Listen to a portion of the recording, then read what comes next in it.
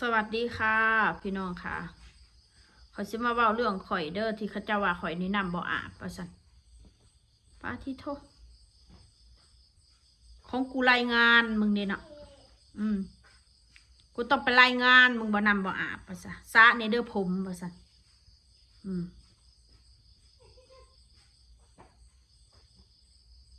ถ้าได้เว้าสักคนน่ะป้าต้องเป็นที่หนึ่งเนาะอีหานี่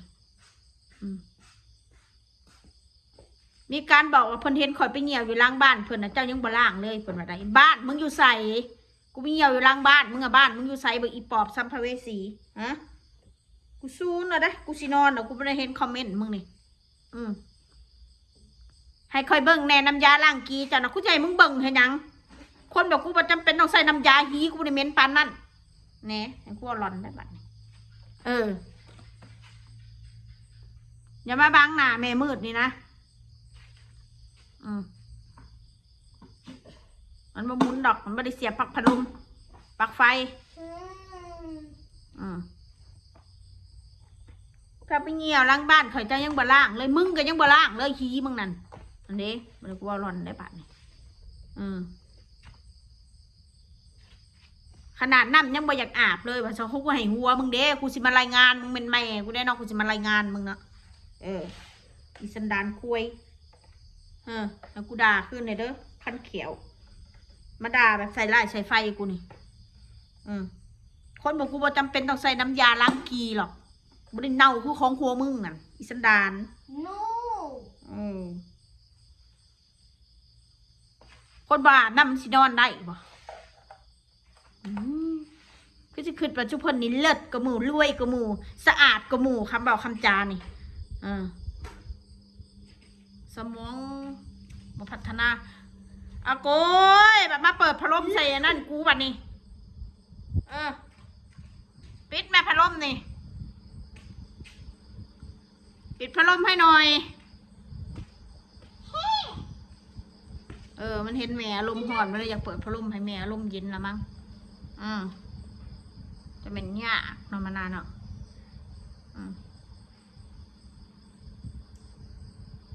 กูอาบน้ำมาเด้อกูสิบอกมึงให้กลางวันที่หนึ่งตอนเย็นก็ที่หนึ่งพอแล้วพอบ่จำเป็นอันที่ว่าเบิ่งอันหน้าตาคือคนบาดน้ำมึงก็มาอยู่เบิ้งละมาอยู่ในป่าคือกูนี่มาอยู่เบิ้งเหื่อยเหงื่อไข่หีมึงสิบ่ย่อยฮะมึงก็มาอยู่เบิ้งแม่แล้วมึงอยู่ห้องแอร์น่ะคนอยู่ห้องแอร์บดมือก็อยู่ได้ได้อาบน้ำเธอเดียวก็อยู่ได้บดมือได้พี่น้องอยู่ได้บดมือแล้วมึงบ่ล่างเบิ้งของมึงนั่นอีสันดอนนี่เนาะ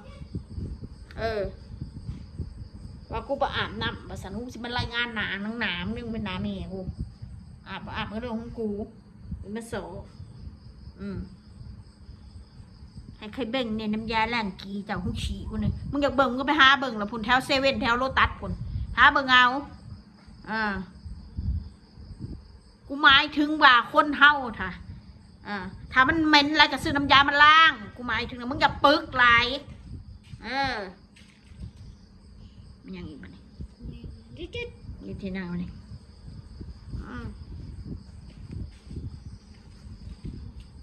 สะอาดไรเนาะซูนะแคลเรื่องกันเลยอยู่ว่าใส่ห้าวนี่อีขี้แคลอีเป้าเปียกสันเป้าเปียกย่องมีเหนียวกูก็ล่างสู้เข้าใจปะพี่คือหัวปอดชัวนั่งกันทีบูดที่เนาไล่สดดาคนน่ะเอาไปด่าคนอื่นคือสิมีแห้งนอนรับเลยเนาะโซนกูด่าขึ้นไปตายโลดชูนอนมารับ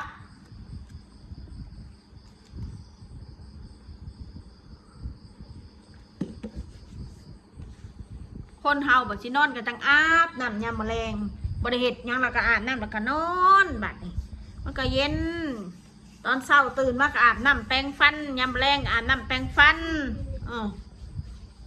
ก็เย็นสบายผมสิไปซาแม่มยังกระดอกกระเดีย2 มือก็ต้องซักเท่านึงเพอสิไปซักคู่มือ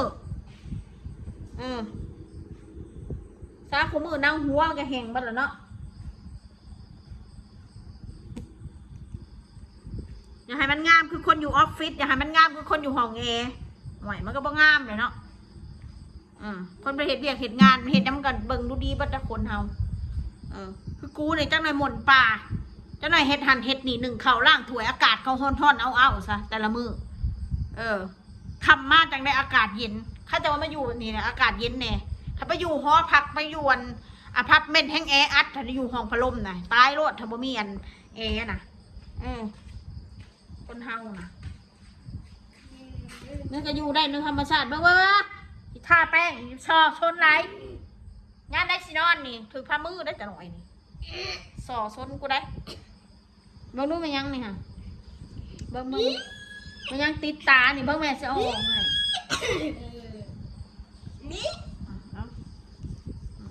แล้วอันนี้ก็สระผมแล้วอันนี้มาสมัดผมเลยนะจะมาหมัดเห็ดยังเนาะอันนี้เนาะอันนั้นยังก่อนอันนี้เขายังหมัดแบบนี้ให้ไปบ่พอใจนะมาหมัดผมกันนะ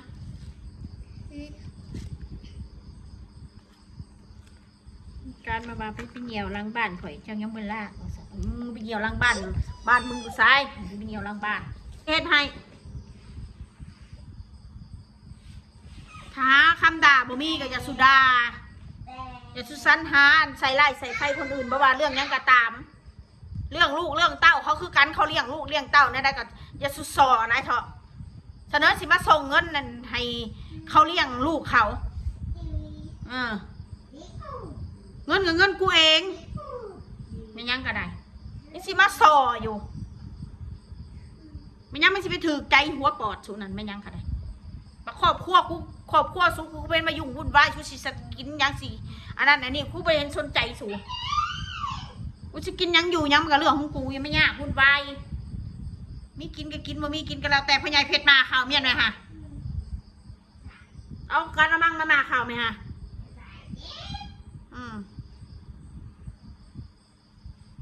สอบัตถุอย่างสู่แนว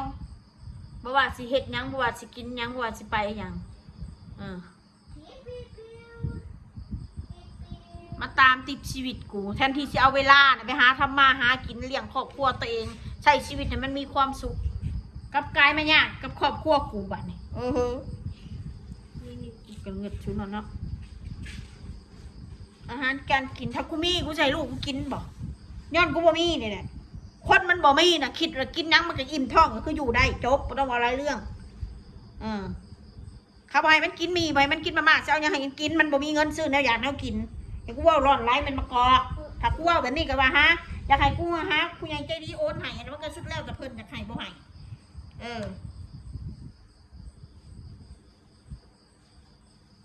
ถ้ามีผู้ให้ก็เป็นบุญไปมันสิมาเว้าใส่กันเว้าใส่ใจกันแบบนี้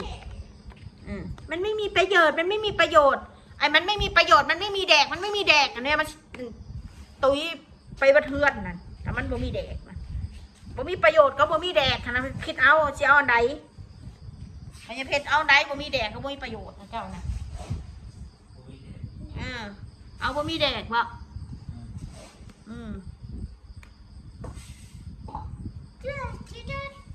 คนเฮามันอยู่ได้คือมันอยู่ได้มันบ่มีมันก็อยู่ได้อ่ะ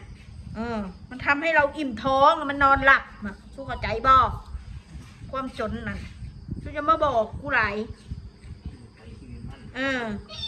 ต่ว่าขอบคุณที่คำแนะนำแต่ว่ามันการมันแค่ไหนนะคนแต่ละคนมันหัวกันเราจะมาเหตุให้เหตุตามคำตามบัตรทุกสิ่งทุกแนวห่วยกูเกิดมาเผื่อกูจะมาทำตามคนอื่นมาสั่งสอนกูติกูไม่ได้ทำตามใจตัวเองเลยเหมือนปะกูต้องมาทำตามคนมาเบิ่งมาแย่งกูนี่บอกกูทำเนี่ยไม่ได้ให้กูเป็นอิสระเสรีเลยบอกถามเนี่ยต้องมาทำตามบอกกูต้องเอาตัวอย่างสู้บอก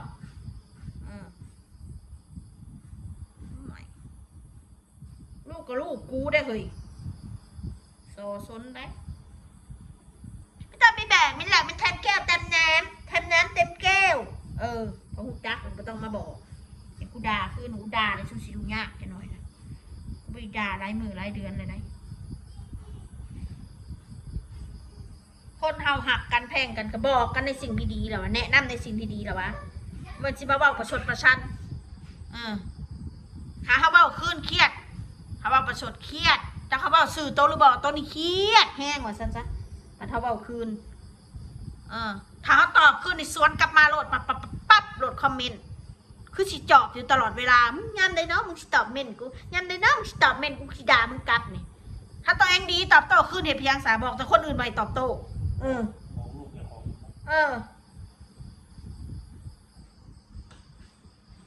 คนเฮามันสิมาเหตุตามใจคนอื่นเป็นบ้าบ่ชีวิตของเฮาเองชีวิตคุณใช้ถ้าสุดได้ยินบอกคำนี่ฮะบ่ได้ส่งบ่ได้เสียค่ะแล้วก็อย่ามาใส่อำนาจร้ายบอกพ่อประมาณพอมันบ่เป็นคุ้ยดอกคนนะถ้ามันหู้จักคุ้ยมันก็ฟังหั่นแหละอันไหนมันดีเขาหู้จักแยกแยะแหละมันปานนี่แล้วมันเฒ่าปานนี่แล้วให้ก็หู้เบิดหั่นแล้วนี่ของกูขึ้นได้เหมือนไรเอาซ้ำนี่แล้วเด้อจะไปนอนแล้วปูบ่อนนอนก่อนมัน